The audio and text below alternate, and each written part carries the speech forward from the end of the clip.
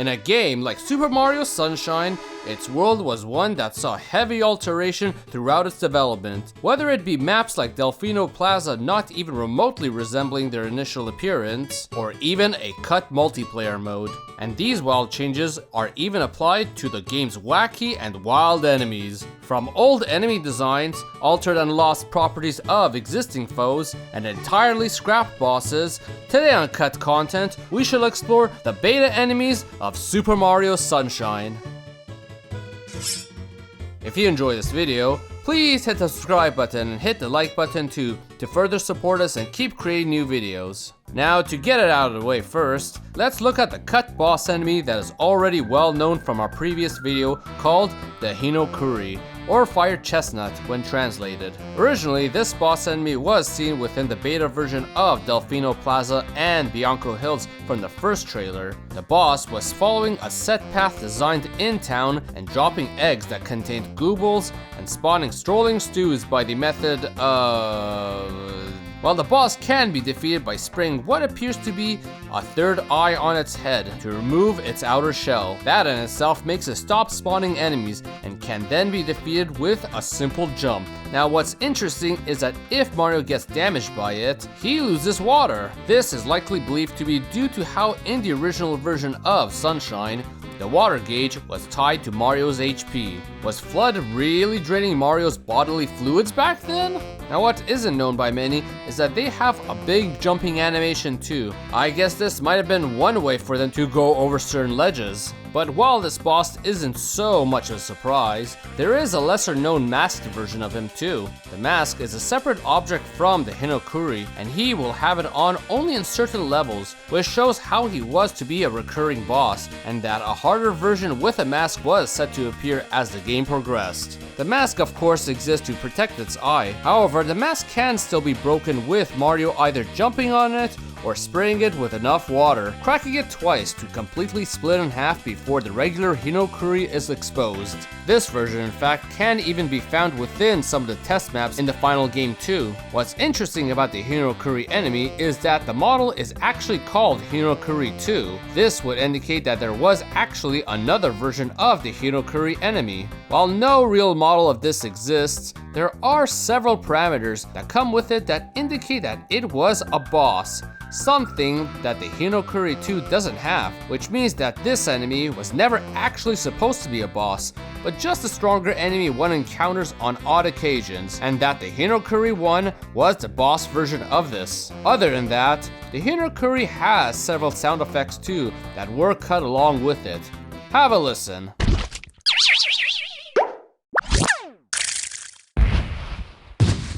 Moving past this enemy, let's look at the Dorakuri, which translates to thief. This enemy is a variation of the strolling stew that can steal Mario's hat, much like the swiping stews, and even looks like them, except they don't fly. But the oddest bit is that when this one steals Mario's hat, it creates a clone of itself with Mario's hat and mustache on, which means you need to go after the second one to get your hat back. Weirder is that every time Yoshi eats the cloned version of it, it respawns and it gets smaller than the last time. Clearly a very unfinished enemy overall. The enemy was set to spawn in the King Boo fight as found within the data, but went unused for obvious reasons. On to Koog, which is a paper-thin Goomba that should appear in Paper Mario more than this game. Now, the enemy is believed to be a test enemy and can be found out of bounds actually in Peanut Park. If you do clip out and get to it, it shocks Mario pretty hard.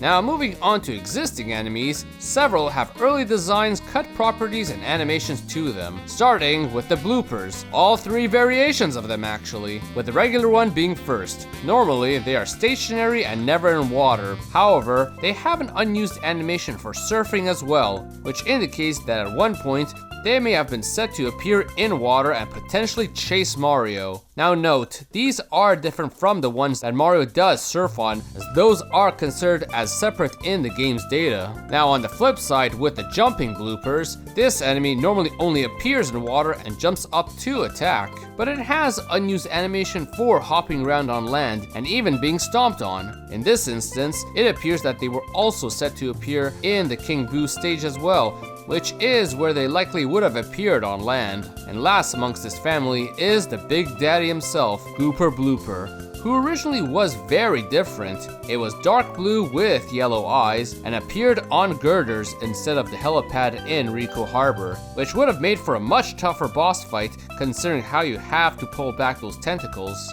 Now for the cuckoo enemies, normally when attacked, the flying animation continues as they lower, but in this case, they also have a few animations for falling, landing, and taking flight again. Basically, they had full recovery at one point. The piranha plants in this game have many changes to them, and this involves all their variations in fact. The regular piranha plant originally weren't covered in sludge by default. Normally, you only see them without sludge once they are sprayed with water, and even then, they bloat. Similarly, the piranha bonds that normally roll down on Bianco Hills were also not covered in sludge and had black lips as well. But also, they have code left over for a massive bounce animation. Imagine this thing suddenly being hurled at you while minding your own business. Now, the big proto-piranha also had one minor animation to them that was cut, of them tilting their heads sideways. And of course, the boss itself, Petty Piranha, who normally won't land once taking flight until shot down with water. However, it seems that the flight may have been temporary at one point. This animation exists for it to land on its own even. Now, boos in this game have several disguises, including yellow coins, blue coins, and Shadow Mario.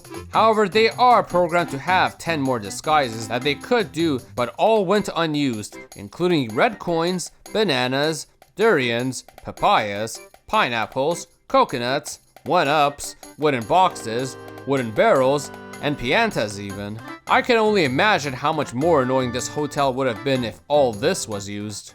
Now on to the nightmare fuel of a boss itself, Ely Mouth. The boss has two pieces of unused properties. Normally in the fight, you have to wash its teeth underwater.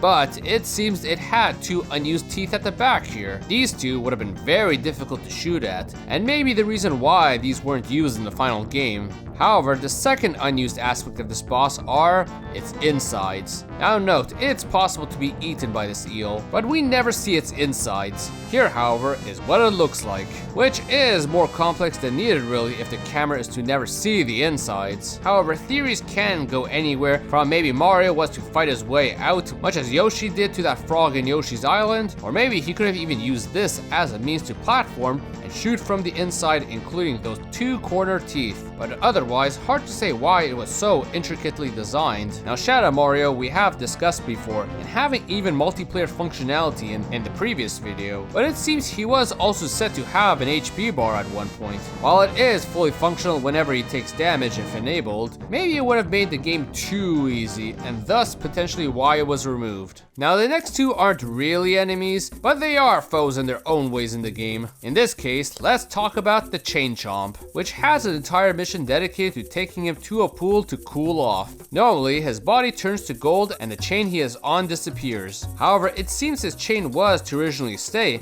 and turn to gold too, as seen here. But I guess that wouldn't really make much sense, thus why it may have been removed. However, there is one more unused animation to the Chain Chomp, where while he is asleep in the pool, he can be woken up as seen in this animation. Unknown how this may have worked. Could be a prank you could do on it after mission is done, much as how you could steal the mother penguin's child. Maybe it was even part of a follow-up mission of now getting it out of the pool. And lastly is the other foe, Il Piantissimo, who normally has a mask on as he races you, and you never see his face. However, it seems he has a full face underneath it that perfectly resembles the Running Man from Zelda Ocarina of Time, a clear Easter egg by the same developers who made the game. Maybe he was set to remove his mask originally upon defeating him for the final time. While the enemies of this game grew and evolved over the course of development, one wonders how different or even how much more difficult the game could have been if such foes in their original iteration appeared in the final game. While it's hard to know what they may have been conceiving for them, the set that we got in the final game remain as a very memorable bunch to this date. And Mario Sunshine has plenty of these memorable instances, and many of which remain cut. Whether it be cut levels, cut animations, and of course a horde of cut objects. All of which I plan to cover soon. So hit the subscribe button for I plan to be back with more Mario and other games cut content soon. Hit the like button and comment below. on if you would have liked to have seen any of these beta enemies in the final game. So everyone, thank you for watching.